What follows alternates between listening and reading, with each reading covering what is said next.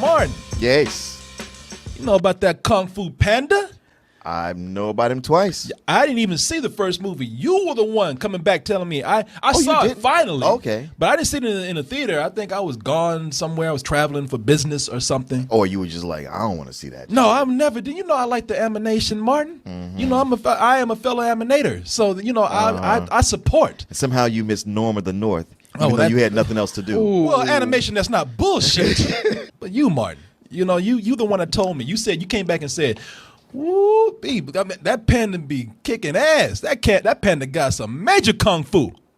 And I said, I do not believe it. I saw it and I liked the first one, man. Second one was kind of, I don't know. It was a kind of a watered down remake of the first one. It was. I mean, it's not like it's bad, but it's just like everything cool about this second one I already saw the first time. Everybody's doing a trilogy these days, and not only that, let's see if we can actually make up for that last movie, since everybody was kind of mixed on that, and everybody loved the first one. Let's see if we can bookend this with something good, Martin. And that means that Po the panda is back. And Po, despite eating more and maybe being slightly a little bit fatter, Po the panda continues to advance in his training. But now he faces two new challenges, Martin. First is the villainous warrior Kai, who threatens revenge on the world after being imprisoned in a limbo world. And then there's the other greater challenge, Martin, getting to know the father that gave him away when he was a baby. Now, you know, he's got a lot on his plate, Martin. Can he save the world while also trying to reconnect with the father that he never knew, Martin? That's some deep shit, man. A lot of stuff for that panda to do. Gee, I wonder if he can accomplish both those things. Don't mock Martin. Don't do that. Don't do that, Martin. I'm on edge over here, man. Please answer. Thank you, man. Shit, you had your father all your life. You're looking at him and being all fucking insensitive and shit. You know, it's not an easy thing to do when your father comes out of nowhere, Martin. And the funny thing about it is, you know, they have that expression out there, like father, like son. Dad shows up and dad is just as fat and stupid as Po is. It's been 8 years since the first Kung Fu Panda. It was 2008. And that panda ain't learned a fucking thing since then. I gotta say, that really bothered me too. Because at the end of the first Kung Fu Panda, it's like, man, you've arrived. You're one of the Furious Five. You're just as good as all these other guys, if not better. Then we get to this one, and it's like, no, you're back to being the dumbass. This panda ain't learned a goddamn thing in 8 years. Why is he the chosen one? Because this fucking panda, you know, for being in this art that's all about discipline and all about respect, this fucking panda don't respect a goddamn thing. They go into the Hall of Heroes where they keep all the ancient armor and weapons. And this panda and his stupid ass dad go in there and they just tear that shit up. Oh, I wonder what this does. I should pull it.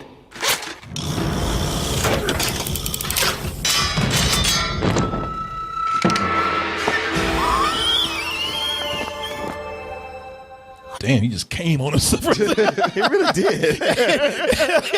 there's panda semen all over the floor right now. That is his old face for sure. Yeah, y'all want to make some more pandas? Just mop up that floor right there. Get a turkey base to soak that shit up. Does he have CTE? Like, did he forget all of his training? What happened? I don't know. I know y'all looking at me like I'm great, like it was a fucking cartoon panda. But come on, you know, stay consistent. I thought maybe it's one of those Justin Bieber things where the dad comes back after all these years and you're like, well, I want to hang out and show him a good time and take him to strip clubs and get arrested. No, impress it him. ain't that. This panda's been fucking retarded since last. So you don't hang around your own house and destroy it. You go out and do that. Yeah. Recognize the voice of the dad, though? I did not. I was about to ask who was that. Bryan Cranston. Oh, okay. Who actually does pretty well at the voice. Yeah, he is pretty good at it. Yeah. And, you know, I know it's y'all saying, man, come on, look, it's for kids. It's a fucking cartoon panda. Who really cares? It's not like this is real martial arts or anything. It's not even people, not even real people. But let's take it from a movie perspective right here. What bugs me about this is that it would be nice to have some sort of character development right here. But they're only keeping this panda clumsy so that they can go for the cheap jokes. Just have him fall, knock over shit, always do something stupid where he's bumbling over himself and fumbling over himself. It's to get the cheap laughs out of the kids. It's not really anything clever. And like I said, they could actually make this panda at some point, be consistent with his training, just for the story's sake, for the older kids and the family people that are there, for the adults. But they don't do it. And that's actually something that, for me, is a problem with a lot of the characters in the film. It seems to be that there are things there for a laugh and not much else. And when I say, not only some of the jokes, but also some of the characters. You have Kate Hudson in here. It's funny because I heard a lot of people say, wow, Kate Hudson, this is great. They're raving about Kate Hudson being a panda named May or Mimi or whatever. She's a panda ribbon dancer. Mm-hmm. She doesn't really have that much to do in the movie. No, she doesn't. If you think about it. I know. And when I say that they don't do much with the characters, it's the same thing with the villain. Now, I give it to Kate Hudson. She's having a lot of fun with this character. She's having a lot of fun. She's having more fun being a panda than a human. I ain't seen her have this much fun in a long time. I wish they would just do something with it because it seems like the voice actors are enthusiastic about doing this. They know they're in the franchise. They know they're going to start getting that panda money now. Right. They're going to be a Kung Fu Panda 4. And they're going to try to be back, all these characters, because they know DreamWorks, that's what they do. They get people to come in for the voice. It's not so much for the characters. DreamWorks has always, from inception, always been about the celebrities. Yep. It's like, hey, it's Steven Spielberg. He's got a lot of friends who owe him favors or want to work with him, and he can pull in all the big names. Yeah, if Spielberg calls, you going. Yeah. I mean, honestly, it's overkill to have Angelina Jolie do a voice for one of these characters. Like her and David Cross on the same level. I'm going to get into that in a minute, because one of the new voices they have in addition to Kate Hudson, they got the villain. The villain, Mai, that I tell you, or Kai, whatever, who's nothing but a big-ass fucking ox who's mad about, I don't even know what he's mad about. They kept him somewhere, and he broke out. He was like, he was in the spirit world. He broke out, and yeah. And the spirit world don't seem so bad. In fact, I don't even know why he's mad, because all he does is like crack jokes most of the time, which makes him not that much of a threat. Again, I know you don't want to scare the kids, because this really is geared towards the small ones. But let me feel like something is in danger here. Don't let me feel like this is the fucking Ox Comedy Hour. Kai has returned! Who? The Master of Pain, Beast of Vengeance, Maker of Widows. Okay, I used to work with Oogway. Oh, Master Oogway! Silence! Like shit, we saw Whiplash. We gonna shut the fuck up. We know you J.K. Simmons behind that voice. Yeah, you can see the voice actors having fun. You can see that they're actually enjoying doing this. It's not just a paycheck for some of them, but if they would just write the characters better, I would feel like there could be a better story here. Now, that's not to say that the movie does, for me, Martin, I'd love to hear your opinion about this, but for myself, it does work on some levels. When they're not trying to like push the kung fu out there for the story, because that just doesn't work. Because they, like I said, they don't really have a villain to go up against. But when they just letting Poe be Poe, when they let Poe just be fat and stupid, that's when it works for me. Okay. When they send him to a village where he gets to meet his father brings him back, and he meets all these other pandas, and all these pandas are just as dumb and fat as he is, and to me that kind of works. When they let him just do what he wants to do, like I don't buy the kung fu shit because he's not doing it right. But when he's hanging out and just being dumb like these other bears, I'm getting some chuckles out of it, and there's actually some clever moments in there. Everyone, Lee's back. They're both back! He found his son. He made it! They're back. Lee? He found his son. Everyone's back. Lee's back.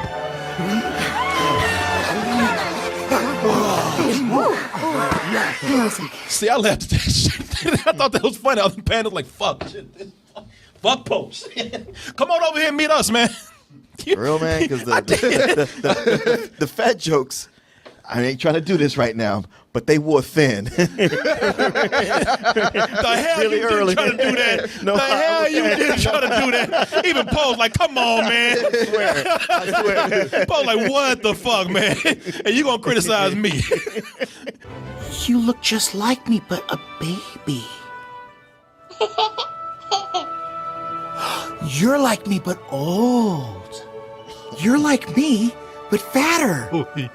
You're like me, but with a hat. You know, they want to say it, but more retarded. Mentally. Mentally challenged. That was funny because it was a fat joke. Actually, what worked for me in this kind of sequence is that while he's there with these pandas, it reminded me of like when you go, say, to the country with all your relatives and like, oh, that's your cousin right there, and that's your aunt. You don't remember them? It's all these people who are like looking at you like, I don't remember none of y'all. None of you motherfuckers here, man. Change your diapers. How am I supposed to remember that? And you know, Martin has a point. I mean, it can't be denied. The movie kind of is asshole-ish in a way because they don't give a shit about making fun of fat people or mentally challenged people, apparently. I mean, because that panda, that mentally challenged panda, that is his character. He don't offer nothing but for you to make fun of his dumb ass straight. That's what it came down to. And it's one of these things where, when I think back to that first movie, you know, it was just something so new and how well they captured the Shaw Brothers kind of kung fu. Yeah, like yeah. better than so many other live action movies had done it. And they made the Furious Five badass, where you know you're watching the journey of Poe, just trying to measure up to them. You get to this movie, and the Furious Five are a bunch of bitches. Oh, I mean, they like are, man. it's like you go like, oh, why did I ever think they were anything special? Well, they're going up against the great Kai, Yeah. Martin. That's why Kai. they never met an adversary such as You kill him. a snow leopard. This shouldn't be a difficult thing to do. Yeah, man. I mean, like you like Kai is badass. Really? Why? Because we just told you he is. I mean, Yeah. Like you don't really see him do anything special. He don't do shit. Like I said, he cracks jokes most of the time. I think that bitch is bipolar, man. Yeah. Because you can't even figure out what's he so mad about. Yeah, like the old God, I forgot the Master Oogway, the old tortoise. It's just kind of laughing at him the whole time. Like, okay, you're gonna beat me, but I don't know why. It was almost like that turtle. That turtle was watching the whole time, Yeah. and came in later, and it's just like, man, you could have done something. You weren't even worried about this shit. You know this dude. You just saw him. It really, people, it's kind of baffling. Martin does make a great point because the first one, what made it so good is that they took this fat panda and then did some great Shaw Brothers stuff with it. Think about his size, you know, his weight sort of being like what they do with like the blind martial artist or something. Right, the underdog, the guy who could never reach that status. Yeah, has a disability or an underdog, and that's what made it so cool. All the stuff that they riffed on those old movies and made it so unique is not here. It is just a kid's sequel. You know, and I don't know why so many people are praising this. I have no idea what people are saying that this is a great sequel. I don't either. Because it feels like a very average sequel to me. It feels like that sequel where they had no idea what to do, but they had the actors. Right. I mean, it's not as bad as, say, like Shrek 3, where they really had nothing. It was just like, get something out there because we need a check. Yeah. I mean, they just had, they had an average story, and they decided to go with it. And I don't know. I mean, outside of some inspired voice acting, because I really did like Bryan Cranston a lot. Oh, Bryan Cranston was good in something. So big surprise there. The thing is, if there's one thing I would give this movie credit for, it's something that for all the Kung Fu Pandas is that the animation is gorgeous. Yes. It's top notch. I mean, like of all these animated movies that come out, I think this one is consistently one of the best looking. That's what Martin looking at the movie right there. He's like, God damn, this is beautiful. And they have three different styles they go in between. They have kind of a 2D style and his 3D style and something that's sort of a hybrid of the two. And even like of all the like art of, you know, animated movie books I've ever owned, the Kung Fu Panda is by far the best. Really? Yeah. Okay. I mean, it's gorgeous. The intricacy of the design, everything they've done with it. And this is no different. It's just like, man, you look at such a beautiful movie with so much potential talent in it. It's too bad it's not better. Yeah, and now I agree with you, man. I was going to mention it, but you said it right there. All the styles that they bring in with this movie is this series has always been unique for that. And in addition, I mean, you mentioned the look of it and the design, but I give it to the animators, man. The animators. They act. They do. These characters act. I have to say that I'm looking at some of these characters, man, and I don't know if they just watch the animators or the actors act their lines out, but to see the kind of expressions and the body language that they put into these characters, these animators should be applauded, man. As far as as far as the animation goes, one of the best animated movies I've seen out there that does it in CG. You know, it's no Norm of the North. But it's kind of, it's pretty damn close. That's standard. I'll give you this, man. I'll give you this much. I I was looking at the movie and I was saying, you know what, I'm kind of ready just for this to be over. And it got to one point and I said, yeah, come on, let's get this over with. Your skadoosh. Let's have it. And I sat up there and I waited and he did his skadoosh.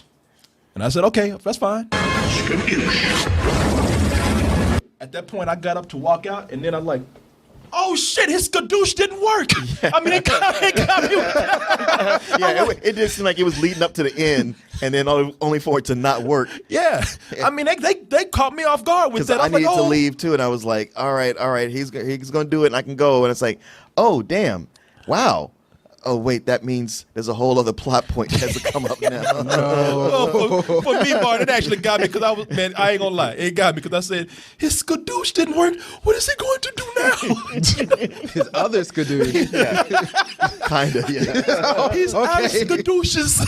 Y'all are like letting this shit slide because you don't want to hurt the kids, and I understand that a lot of people are really being enamored and drawn in by the beauty of this film, and I don't blame you, but even for a kid's film, you could put a little effort in there in the story. Maybe y'all thought y'all did, but to me, you didn't. I'm kind of caught between my decision right here because I really do want to bump this up from what I really want to give it just because this want to be one of the first times I would actually bump up a rating for the artistry in the movie and for the animation because, like I said, the animators, they're doing their job on this, man. I almost want to give this, I'm caught between a rental and a very low matinee. Because I do think the kids will enjoy this, and and I'll tell you another thing: for this to be towards little kids, for them to put this much art in here, you can either look at it as a waste, or you can look at it as, okay, you know what? They did a lot, no matter what direction, what demographic they were aiming for, and I kind of think that that's cool. Somebody said, just make up your fucking mind, Corey. You know what? I was about to say. I'm confused. You know what? I'm just gonna go. I'm gonna be nice. I'm gonna be cool to my fellow animators out there. I'm gonna give this a very low matinee. Man, the way you described it, it sounds like they put like a Miata engine in a Ferrari. That's what just happened right here. Yeah, actually, wow, you summed it up just perfectly. I've already made my decision. I will not budge. Hi, Martin. Martin, Wow. stop doing that racist thing. I'm glad you finally gave your rating, so I can just piggyback and give it the same thing. Fuck you! All right. I thought you had something, didn't? Thought you had a partner right well, here. I had the same conundrum. Everything you're saying, and it's just like I go like, look, when I consider the audience it's made for and how gorgeous it is, like what the animators and the designers and artists put into it, it's hard to say rental because it's gorgeous on the big screen. Yeah. It's just writing wise, story wise, it's just not there. Yeah, and it's a hard decision to make with this because I'm a story guy. But hey, you know what? Like I said, man, even just looking at it, I think a lot of people get enjoyment out of that. So, but yeah, if you telling me that people are like critics are raving about it, because somebody did write to me and say like, hey, is Kung Fu Panda as great as everybody's saying it is?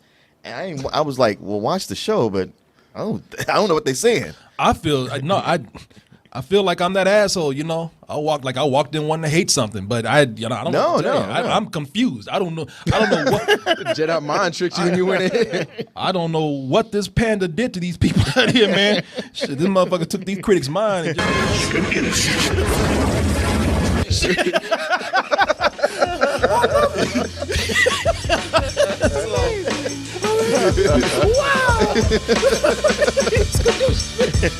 Yeah, get some of that skadoosh off your face.